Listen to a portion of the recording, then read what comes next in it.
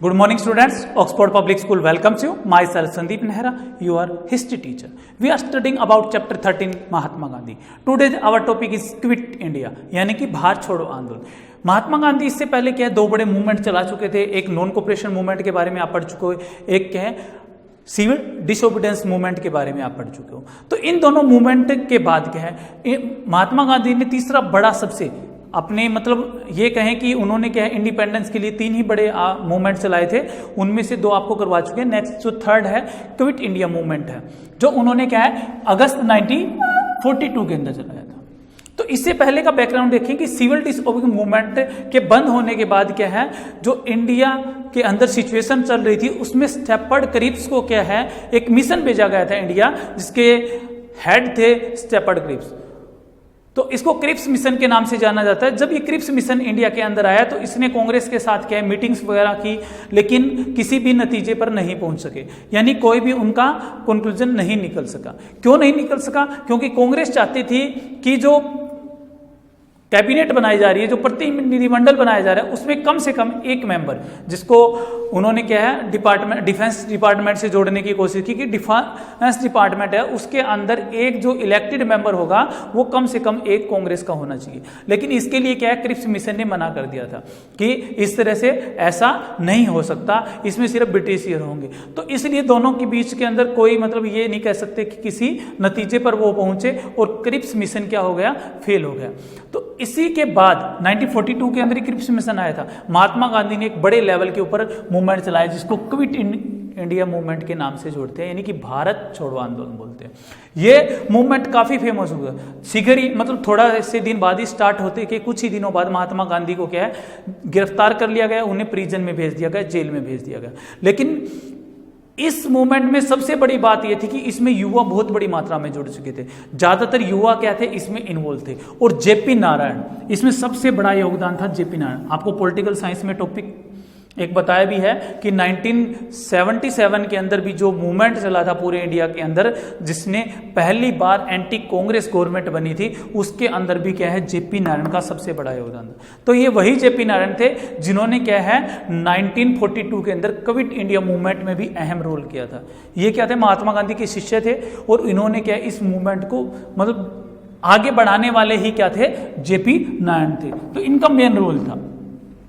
JP Narayan के leadership के साथ ही क्या है पूरे इंडिया में काफी जगह इंडिपेंडेंस गवर्नमेंट बना ली गई थी। जो क्या है डिस्ट्रिक्ट वगैरह होती थी वहां पर इंडिपेंडेंस गवर्नमेंट काम कर रही थी। मेनली महाराष्ट्र के अंदर सतारा की बात करें या ईस्ट के अंदर मेदिनीपुर की बात करें तो वहां तो सिचुएशन ऐसी थी कि वहां के युवाओं ने अपनी ही गवर्नमेंट बना ली थी। विलेजेस के अंदर या सिटीज के अंदर, डिस्ट्रिक्ट के अंदर इस तरह की विलेजेस थी। तो पहले सतारा का आपके एग्जाम्पल दिया हुआ है कि सतारा के बारे में कुछ बताया है। सतारा के अंदर 1943 के अंदर जो महाराष्ट्र में है वहां पर क्या है, वहां के युवाओं ने यानी अंग्रेजों को खदेड़ करके वहां पर एक पैरेलल गवर्नमेंट यानी समांतर सरकार वहां पर अपनी स्थापित कर ली थी। उन्होंने क्या है जिसको प्रति सरकार का नाम दिया गया। इस गवर्नमेंट को, इस समानांतर सरकार को यानी पैरेलल गवर्नमेंट को क्या बोला गया, प्रति सरकार बोला गया। तो उन्होंने क्या है इस तरह की गवर्नमेंट चलाई। उन्होंने विलेजेस के अंदर, सिटीज के अंदर, यानी कि ये कह सकते हैं कि ब्रिटिश गवर्नमेंट को पूर्ण रूप से नकार करके अपने आप को इंडिपेंडेंस बना करके उन्होंने वहां पर अपनी गवर्नमेंट बना ली थी। तो उनको पैरेलल गवर्नमेंट का नाम दिया गया। ये कह सकते हैं कि ये गवर्नमेंट इतनी छा चुकी थी कि 1946 के अंदर, जब 1946 के अंदर कैबिनेट के इलेक्शन करवाए जाते हैं कैबिनेट मिशन के द्वारा इंडिया के अंदर कॉन्स्टिट्यूशन बनाने के लिए, जनरल असेंबली बनाने के लिए, तो उसके अंदर भी क्या है इसका अहम रोल था इन गवर्नमेंट का, या ये जो पार्टीज वगैरह बनाई गई थी इन्होंने कांग्रेस को काफी इफेक्टेड किया। कांग्रेस को वहां जिताने में भी यही सहयोग थे मुस्लिम लीग के बाद। तो इस तरह से ये सतारा का एग्जाम्पल दिया गया है आपकी बुक में। हो सकता है कि 1 मार्क्स में सतारा के बारे में कुछ पूछ लिया जाए। तो आगे है क्विट इंडिया क्या है, एक मास मूवमेंट बन चुका था अनेक तरह के। यहाँ मतलब मेनली हम यहाँ पर यंगर्स की बात करेंगे, युवास की बात करेंगे, तो युवा इसके साथ काफी जुड़ चुके थे। पूरे इंडिया से क्या है जितने भी कॉलेजेस थे या सीनियर सेकेंडरी स्कूल थे उनका बहिष्कार कर दिया गया, पूर्ण रूप से उनको बंद करवा दिया गया। यूनिवर्सिटी के अंदर क्या है जो स्टूडेंट्स आ रहे थे उन्होंने वहां छोड़ दिया था जाना, और ये बड़े लेवल पर। ये सिर्फ क्या है नॉन वायलेंस तक महात्मा गांधी के सीमित नहीं था, काफी जगह वायलेंस की भी घटनाएं घट रही थी। तो इस तरह से ये पूरे इंडिया के अंदर एक बड़े लेवल पर फैला हुआ था। इसमें वोमेन्स भी थी, बड़े लीडर भी थे, रिच भी थे, पुअर भी थे, सभी तरह के, मतलब स्टार्टअप इसका क्या महात्मा गांधी ने जरूर किया था, लेकिन हर जगह पर कई जगह पर क्या है कांग्रेस के द्वारा लीडरशिप की जा रही थी, या कई जगह पर नए नए बड़े बड़े नेता क्या है आगे आ रहे थे। तो इस तरह से ये पूरे इंडिया के अंदर आ चुका था। आपकी एनसीईआरटी की बुक में एक पिक्चर दे रखी है जिसमें वुमेन्स दिखा रखे हैं, काफी मतलब एक इतनी बड़ी भीड़ यानी गैदरिंग दिखा रखी है जो ये बताती है कि ये मूवमेंट कितना सक्सेसफुल था। तो ये मास मूवमेंट के रूप में काम कर रहा था, मतलब कि सभी ये चाह रहे थे कि अब क्या है 1942 के अंदर क्या है अंग्रेज यहां से क्या हो जाए चले जाए। अब सिचुएशन क्या थी, थोड़ा सा इसको हिस्ट्री के साथ और जोड़ देते हैं। 1939 के अंदर सेकेंड वॉर स्टार्ट होता है और 1942 तक कंडीशन ऐसी आ जाती है कि हम ये मान ले कि क्या है ब्रिटेन के जो पक्ष में थे या इसके जो फ्रेंडली कंट्रीज थे वो क्या है युद्ध को जीत सकते हैं। तो काफी इंडियंस ने क्या है इस वार के अंदर, सेकंड वर्ल्ड वार के अंदर इंडिया के जो सोल्जर्स वगैरह थे, ट्रूप्स वगैरह थे, ब्रिटेन की सहायता भी की, लेकिन कुछ अगेंस्ट भी थे। सुभाष चंद्र बोस का नाम आपने सुना होगा। सुभाष चंद्र बोस ने आजाद हिंद फौज बनाई थी, तो उस आजाद हिंद फौज को लेकर वो जापान और जर्मनी के साथ मिलकर के इंडिया के आधे से ज्यादा हिस्से को क्या है अंग्रेजों से आजाद करवा चुके थे। बंगाल की तरफ उस साइड से उन्होंने क्या है हिटलर वगैरह का साथ दे करके यानी वहां से इनको आजाद करवा दिया। वो विलेज टू विलेज आगे बढ़ रहे थे। कहने का मतलब है कि ये जीत तो नहीं पाए, हम ये नहीं कह सकते कि ये जीत लिया या इन्होंने इंडिया को फ्रीडम दिला दी थी, लेकिन ब्रिटेन इतना कमजोर हो चुका था कि वो आज इंडिया को संभाल नहीं रहा। जैसे ही सेकेंड वर्ल्ड वार खत्म होता है, कहने को तो ये कहा जाता है कि माउंटबेटन ने उनकी योजनाएं स्वीकार कर ली थी या कांग्रेस की स्वीकार कर ली थी, लेकिन सिचुएशन ये थी कि ब्रिटेन सेकेंड वर्ल्ड वार में उसका इतना लॉस हो जाता है कि वो अब खुद को संभालने के काबिल था। जो भी इतने उसके कॉलोनीज थे, जितने भी थे, इंडिया ही नहीं जितने भी थे, उनको उन्होंने 47-48 के अंदर क्या है सभी को इंडिपेंडेंट कर दिया, क्योंकि अब उनके पास इतनी पावर नहीं रही थी कि वो वर्ल्ड के अंदर क्या इनको संभाल सके।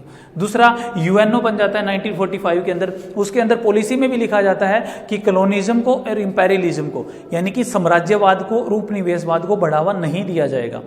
इसके लिए भी ब्रिटेन को क्या है इनको स्वतंत्र करना पड़ता है, इंडिपेंडेंट बनाना पड़ता है इन सभी कंट्रीज को। तो ये रियलिटी है मास मूवमेंट के बाद। अब बारी आती है मुस्लिम लीग की। तो जब क्या है ये क्विट इंडिया चल रहा था तो मुस्लिम लीग क्या कर रही थी, मुस्लिम लीग मुसलमानों को जोड़ने का काम कर रही थी कि मतलब अपनी पैंठ बना रही थी एक तरह से, ये कह सकते कि मुसलमानों के अंदर कि वो कांग्रेस छोड़ करके किस में आ जाए, मुस्लिम लीग के अंदर शामिल हो जाए।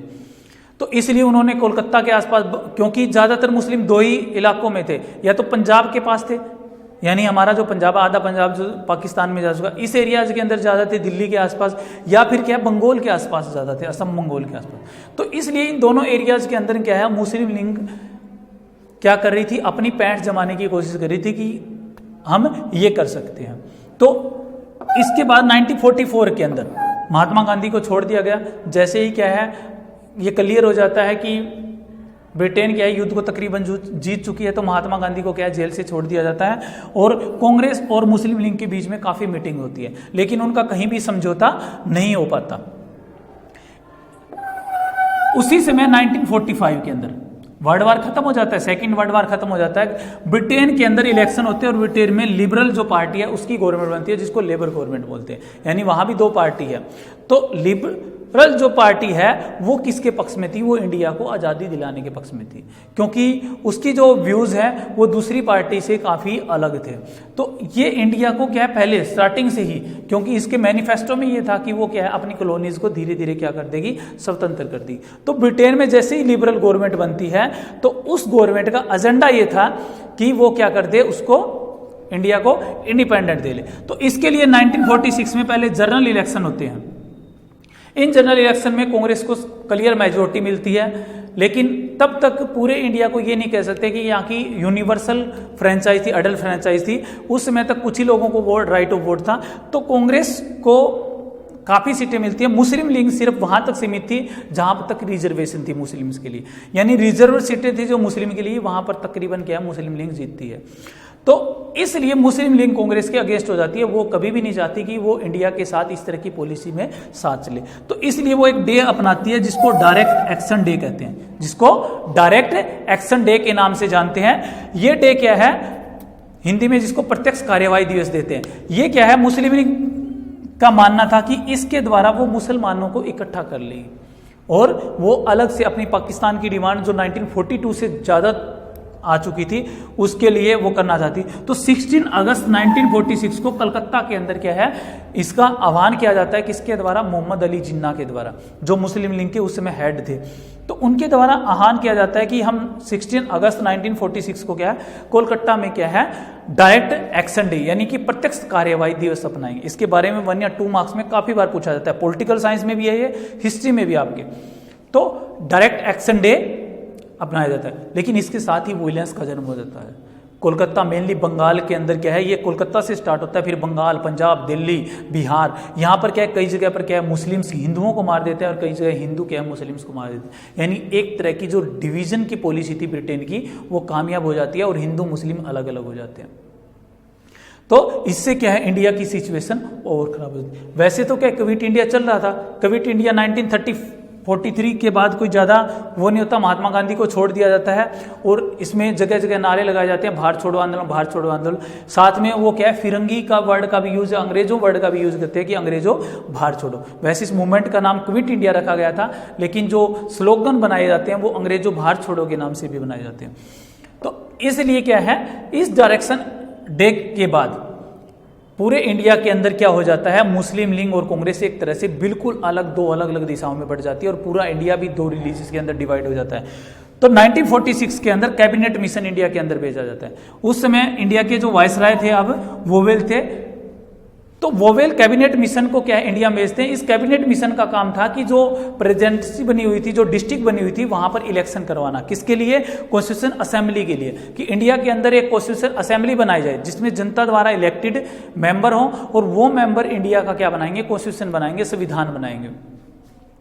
तो वो संविधान बनाएंगे। तो इस कैबिनेट मिशन में भी क्या है, कांग्रेस पार्टी को ही क्या मिलती है, मेजोरिटी मिलती है। मुस्लिम लीग ओनली क्या 70-80 के आसपास सीट्स लेती है और उस सीट्स से उसको सेटिस्फेक्शन नहीं होती, क्योंकि मेजोरिटी किसकी थी, कांग्रेस की थी। उसको सिर्फ रिजर्व सीटें ही प्राप्त होती है। तो इसलिए वो अपनी उस डिमांड को, जो पाकिस्तान अलग करने की डिमांड थी, उसको क्या कर देती है, अंग्रेज सरकार के सामने रखती है कि हम इसके लिए बिल्कुल भी सहमत नहीं है, हम इंडिया के साथ मिलकर के कोई कॉन्स्टिट्यूशन नहीं बनाएंगे, हम पाकिस्तान अलग बना करके उसका कॉन्स्टिट्यूशन बनाया जाएगा।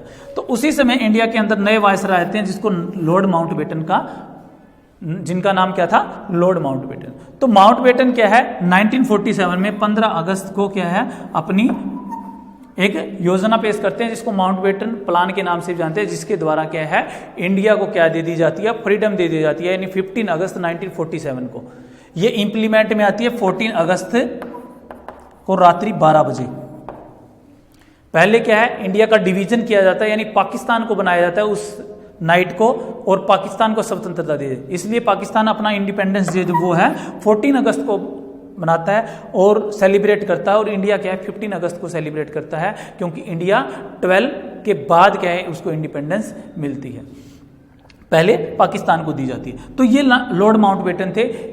तो इंडिया क्या है, अब क्या है, फ्रीडम तो हो चुका था, लेकिन उसके क्या हो चुके थे, उसका इंटीग्रेशन, डिसइंटीग्रेशन हो चुका था, 2 टुकड़ों में बढ़ चुका था, डिवाइड हो चुका था, एक ऐसे रिलीजियस के नाम से जिसका कभी भी एंड नहीं होता। और महात्मा गांधी ये कभी भी नहीं चाहते थे कि भारत क्या है, रिलीजियस के नाम से क्या है, 2 टुकड़ों में बटे, हिंदू और मुस्लिम। हर जगह क्या है, मारकाट होती है, हर जगह हानि भी होती है। ये आपके चैप्टर में नहीं है, लेकिन इससे काफ़ी इंडिया को लॉस होता है। तो इंडिया के अंदर जो असेंबली, कैबिनेट असेंबली बनाई जाती है, उसके जो चेयरपर्सन, या ये कह सकते हैं कि वो एक अंतरिम सरकार के रूप में काम करेगी जब तक कि इंडिया का कॉन्स्टिट्यूशन नहीं बन जाता। जो कैबिनेट मिशन से क्या है, कांग्रेस के कैंडिडेट जीत करके आए थे, उसमें से जितने इंडिया में बसते हैं वो इंडिया की गवर्नमेंट चलाएंगे जब तक कि नई गवर्नमेंट नहीं बनती, नया इलेक्शन नहीं होता। तो वो उनके जो अध्यक्ष बनाए जाते हैं वो डॉक्टर राजेंद्र प्रसाद बनाए जाते हैं, और डॉक्टर राजेंद्र प्रसाद अपनी असेंबली में महात्मा गांधी जी को क्या है, राष्ट्रपिता, फादर ऑफ नेशन की उपाधि से सम्मानित करते हैं कि वो हमारे राष्ट्र के पिता हैं, यानी नेशन ऑफ फादर हैं। इसी टाइम क्या है, पूरे इंडिया के अंदर भी कह सकते हैं या उस असेंबली के अंदर भी कह सकते हैं कि महात्मा गांधी के जय जयकार के नारे लगाए जाते हैं कि महात्मा गांधी जी की जय हो या राष्ट्रपिता महात्मा गांधी जी की जय हो। तो ये आपका क्विट इंडिया मूवमेंट था और यहाँ तक ये आपको टॉपिक करवा दिया गया 1942 से लेकर के 1947 तक क्या हुआ। मेन इसमें क्या है, क्विट इंडिया का। ये क्विट इंडिया क्यों शुरू हुआ, मेन इसका एक ही रीजन था, क्रिप्स मिशन फेल हो चुका था और इंडिया इंडिपेंडेंस चाहता था। उसकी प्रोग्रेस क्या हुई, इसका क्या है सिग्निफिकेंस, क्या निकला कि इंडिया को इंडिपेंडेंस मिल जाती है। तो इस तरह से ये आपका क्या था, क्विट इंडिया मूवमेंट था, जो 3 मूवमेंट महात्मा गांधी के द्वारा चलाए गए थे। उन तीनों के बारे में आपसे डिस्कस कर चुके हैं। नॉन कोऑपरेशन मूवमेंट, दूसरा साल्ट सत्याग्रह या जिसको सिविल डिसोबीडियंस मूवमेंट भी बोलते हैं, और थर्ड है हमारा क्विट इंडिया मूवमेंट। तो ये 3 मूवमेंट है जिनके तहत हम ये कह सकते हैं कि ट्रूथ एंड नॉन वायलेंस की पॉलिसी अपना करके महात्मा गांधी ने हमारी जो फ्रीडम थी उसमें एक मेन रोल क्या है अदा किया था। Okay, thank you, have a nice day.